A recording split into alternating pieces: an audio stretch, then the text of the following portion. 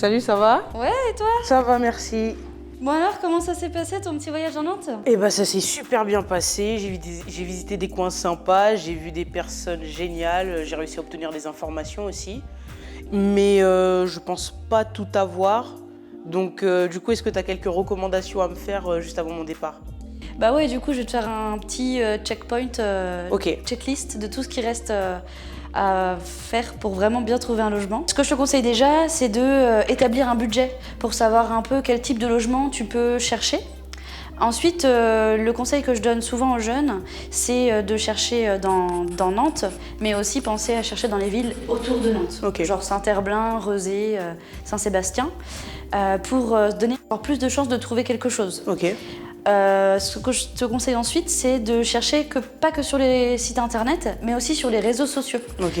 Genre tu peux par exemple chercher sur Facebook, il y a des groupes qui existent si tu tapes appartement Nantes, location Nantes, et tu peux aussi regarder sur Marketplace. Ok. Il y a des offres de logement, mais aussi de mobilier pour t'équiper, ça peut être intéressant à moindre coût. Ouais.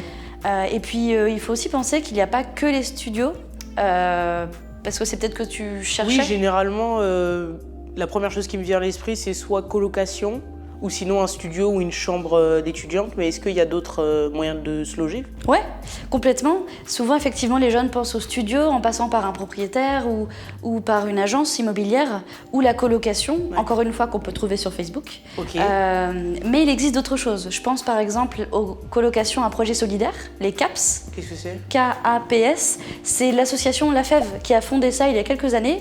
Ça existe dans plusieurs villes de France, et notamment Nantes. Et du coup, tu vas pouvoir être dans une coloc à 3 la plupart du temps, dans les quartiers de la politique de la ville. Ok.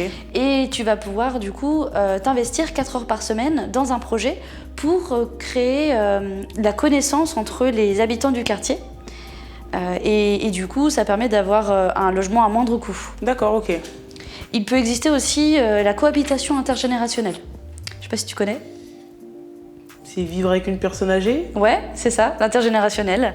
Ça peut être aussi avec des familles, avec une personne âgée. Ça dépend des associations qui proposent ça. À Nantes, il y en a 2, Nantes Renou et Temps pour toi. Ok. Et elles proposent des formules différentes.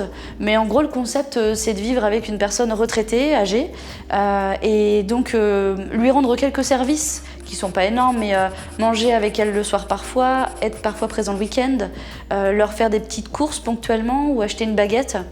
Et tout ça, ça permet aussi à un étudiant d'habiter dans Nantes ou autour de Nantes avec un loyer à moindre coût. D'accord, ok. Voilà, mais il en existe encore d'autres solutions, les résidences privées, les résidences habitat jeunes. Je ne vais pas m'étaler, il existe plein de choses. Ok. Tout est dans notre guide qui s'appelle « Trouver un logement à Nantes ». Ok, ça marche. Est-ce que tu peux me donner des astuces concernant les arnaques? Oui. Pour les annonces de logement? Peut-être vu quand tu cherchais... Ouais, voilà, c'est ça. Comment on fait pour en détecter une? Comment ça se passe? Ouais, alors du coup, il y a des petites choses pour qui mettent la puce à l'oreille, à l'œil. Ouais, à l'oreille. Et du coup,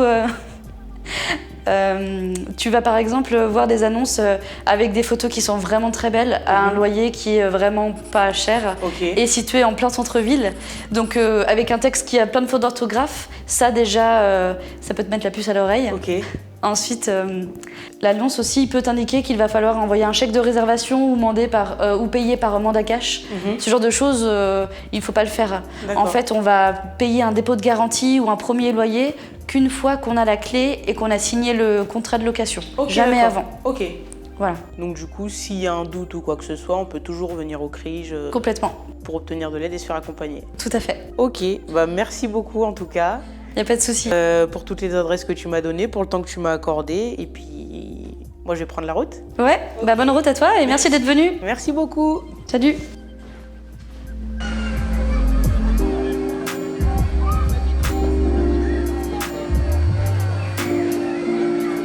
Salut la mif, on se retrouve sur l'île de Nantes, tu vois, il y a mon pote là-bas, là, Babar. Ok, maintenant ce qui va se passer, c'est qu'on en a fini pour Nantes. J'ai passé un super moment, super ville, super information, super gens, tout ça. Et on s'attrape dans une autre ville et ça se passe maintenant.